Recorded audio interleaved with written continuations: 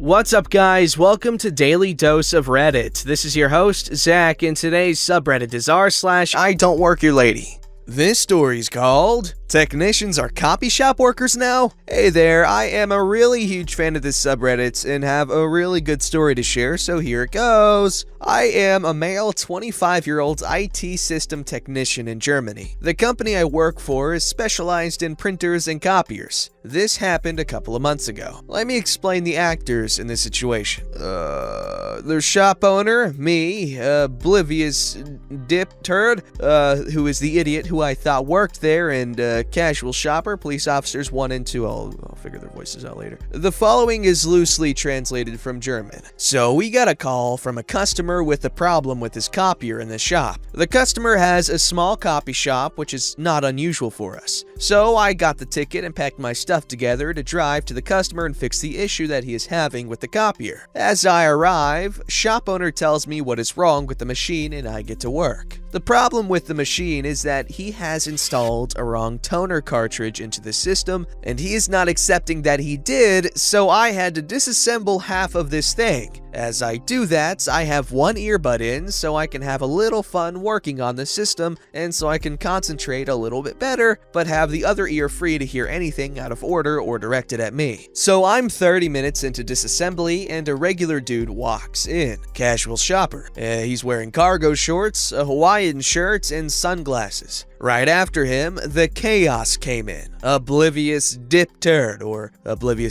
walked right up to me and the following conversation ensued. Hey there, can I have a sec of your time? Sure, what do you need? I want to have some files that I have on my USB stick printed, and I want one of them printed on a canvas. Sorry, I don't work here. I'm just the technician. I'm fixing this. No, I don't think you catch me. I need this printed like yesterday, so chop. Wait a sec, like I told you just a second ago, I don't work here. Do you think I'm blind or something? You are in a copy shop playing with a copier and think I can't put 2 and 2 together? You have to work here. Narrator chiming in, I have to inform you, dear reader, we don't have a work uniform because we are a small company and we are dressed pretty casually. I was wearing blue jeans and a black t-shirt. Shop owner, you have customers? I'll be right there. Man, I have to tell shop owner that he has to fire you because of your attitude. You are so rude to your customers. Me going back to work and tilting my head to my left so I can see the back of the system. As I said, I don't work here. As I do that, he notices the earbud in my left ear and goes to town on me. He basically yelled at the top of his lungs. Do you think this is funny that you can have earbuds in while working and talk crap to me, you little dip turd? How old are you anyway? You can't be older than 17. I just shaved the day before. You can't just pretend to play with the copier and expect me to believe that you don't work here. You can't be here on your own. I'm just ignoring him by this time. I just do my work. Please don't bother me. This is a very delicate machine and I have to concentrate on what I'm doing. He babbles on some kind of threat of getting me fired, which I ignored.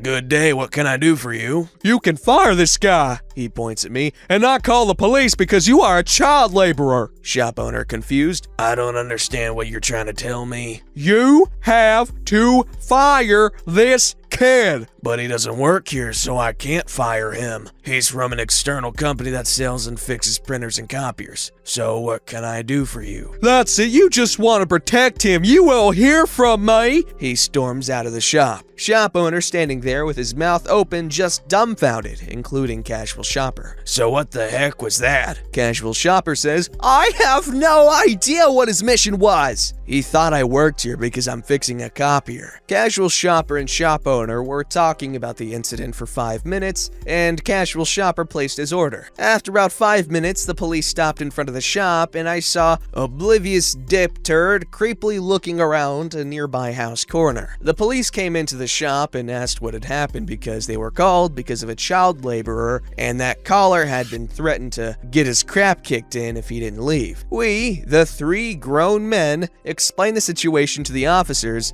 and they didn't really understand why the caller had called in the first place. To all our surprises, the oblivious dip turd came into the shop again, yelling and screeching that, "Oh good, the police is here. This shop has to be shut down." Police Officer 1 says, "Sir, can I have your name, please? Were you the one who called us?" "Yes, I was. The name is..." Generic German name. "So what is the issue here?" "He is too young to work here," points at me again, "and he is really just a brat because he insulted me." Police Officer 2 looking at me, "How old are you?" "I'm 25 years old, sir." "He's lying. Look at him." "How could I lie if I'm here by car and my company is literally 100 kilometers away?" "Can I see your ID and your license, please?" "Sure." I pull out wallet and show it to him. "Oh, clear. He didn't lie." "These have to be fake." "So, what was that about the threat?" "The shop owner threatened me to kick my crap in if I don't leave the store." "Shop owner, is that the truth?" "Nope, this is not true. I can show you that this is not true." Police Officer 1, Police Officer 2, and especially oblivious dip turd looks surprised at that. This location is covered by CCTV is not only for show. This is not legal to film me without my consent. Actually, this is perfectly fine because he has a warning sign on the door. Shop owner takes a little monitor and little speakers from under the counter and set them on it. Scrolled a little, clicked a couple times to the time the two men came into the shop. The whole convo I wrote above was played back. Oblivious dip turd was red from anger, and I think he wanted to sink into the ground. Oblivious dip turd turned on his heels and wanted to run out of the shop, but the door stopped him because he didn't remember that the door swings inward and slammed against it. The officers then scooped him up and put him into cuffs. They watched the rest of the playback and asked us all, including the casual shopper, if we wanted to press charges for harassment, to which I and the other two declined. He was charged with slander and misusing the distress call. I finished my work and had a good laugh afterwards with shop owner and casual shopper who stayed and drank a coffee. I told my coworkers and my bosses and they burst out laughing. The oblivious dip turd got 1 year probation because of the charges the police had against him. Let me know if you want some more stories. I have a lot because we are a small company. We get a lot of stories, including r/Tales from Tech Support, I messed that up, or malicious compliance.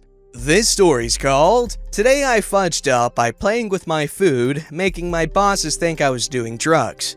I was on my way to work and decided to stop at Tim Hortons for some Timbits. Donut holes for you Americans. It's our Dunkin' Donuts up here. I got a mix of my favorites, plain, no glaze, and raspberry filled with icing sugar. I stuff the box into my lunchbox and go to work. Time comes for my short break, so I decide to eat some of my Timbits. My coworker and I usually eat in the second cafeteria, now at a distance from other people, so we sit a few tables away from each other and try throwing the Timbits to catch in our mouths. I missed catching a raspberry Timbits, and it hit my upper lip, leaving the white icing sugar all around my nose area too. I wipe off what I thought was all of it, but clearly missed some spots under my nose, and my friend didn't tell me. We go back to work, and this notorious snitch kept looking at me weirdly, and I didn't know why. Couple minutes later, I get called to the boss's office with no clue why. So I walk down to the office, and two of my supervisors are sitting with the big boss man. They all looked pissed. I sit down and they start questioning me about why I've been at work so much more than normal working long hours. I'm a student and my classes are all online now, and I went from working 10 to 15 hours per week to 8 to 10 per day plus weekends. I tell them about my school being online and I have more time, but they don't look like they're buying it. Then they get right into it and ask me why I'm doing drugs at work, if I bought it here, and all the legal implications they're going to have to take. I'm freaking out, as I don't use any drugs in or out of work. I ask where this came from as I tell them I don't use anything and would never at work, and one of them hands me a pocket mirror and tells me to look under my nose. I start laughing and explaining the Timbit situation in the lunchroom. They're not buying it, so they tell me to wait in the room and they all leave. They go to watch the security footage, and lo and behold, they see us pelting each other with Timbits and me getting hit in the face. They come back in the room laughing, explaining how they're sorry and that I should clean my nose better, and tell me I can head back to work. Upside of this, got an extra 30-minute break from working. Downside, almost had a heart attack at 22.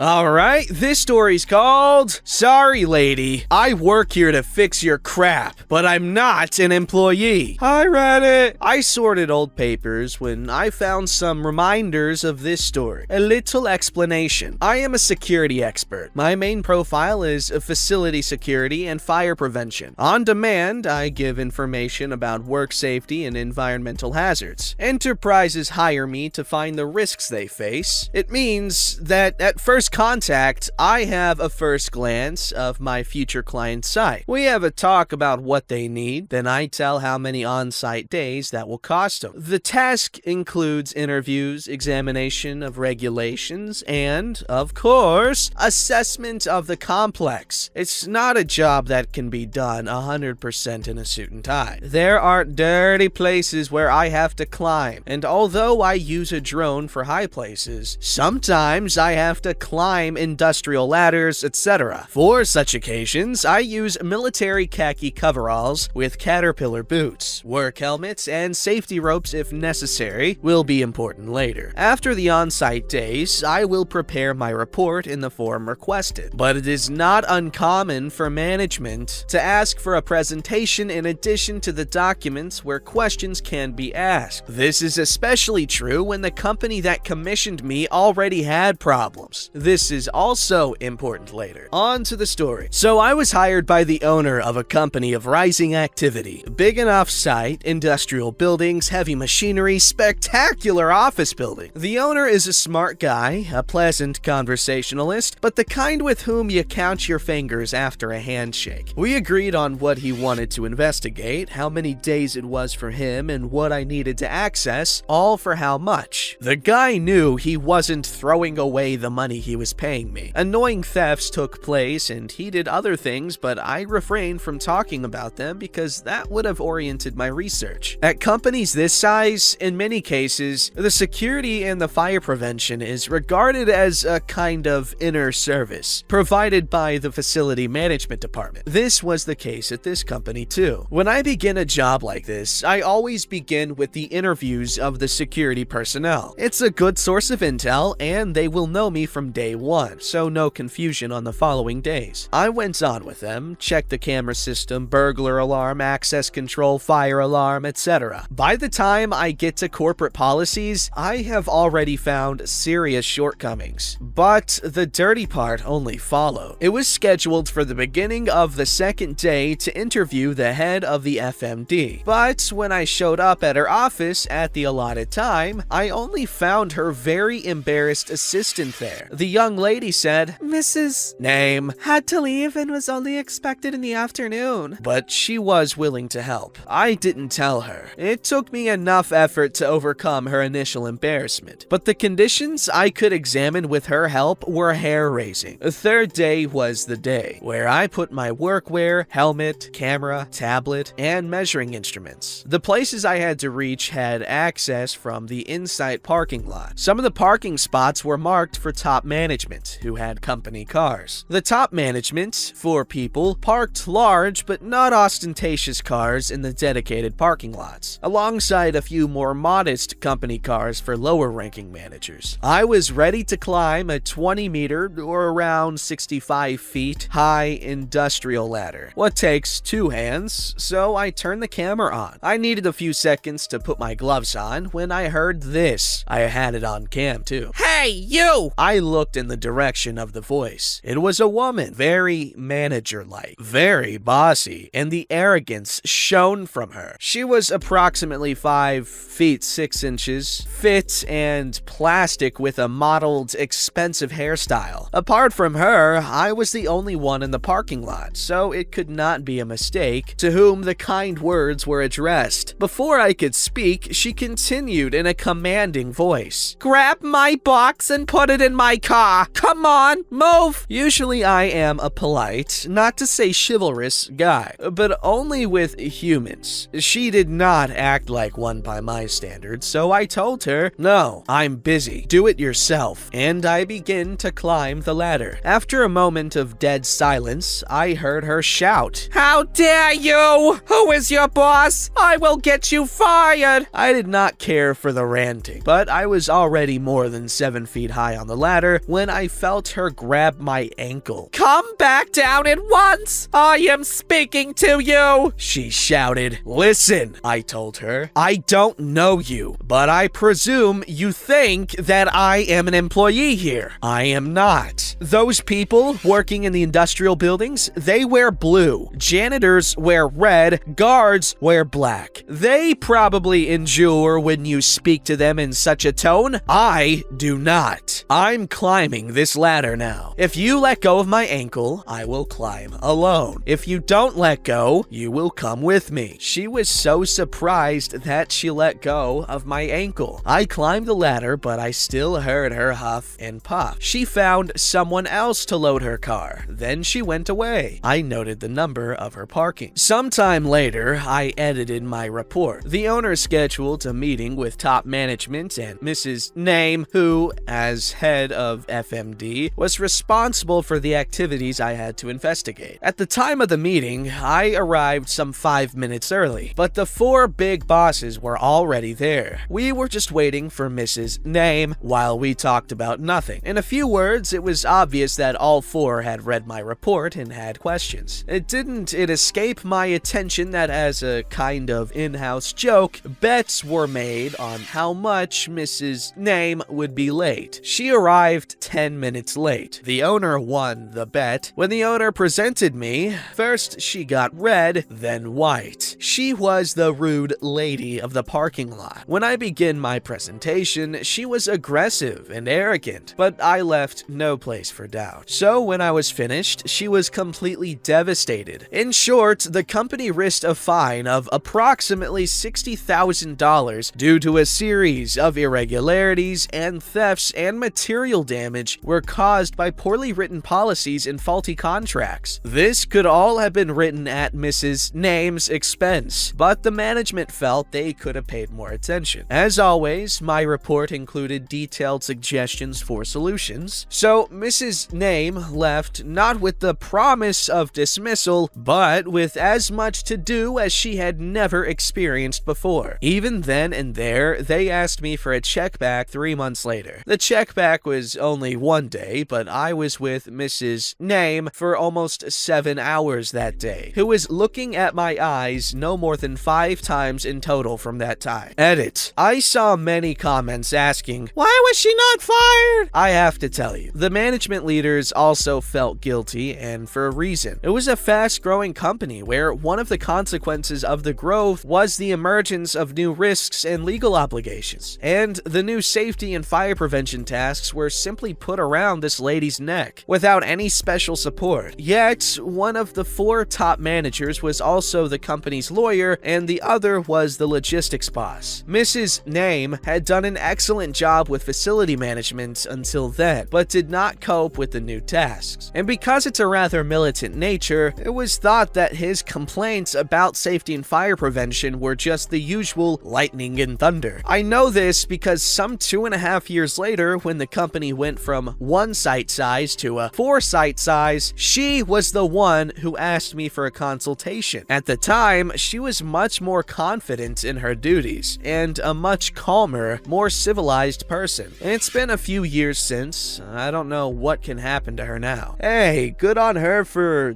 growing up and being mature about it. That's like an impossible task for many people, so it's appreciated. Don't forget to like, subscribe, and hit that bell to never miss an episode.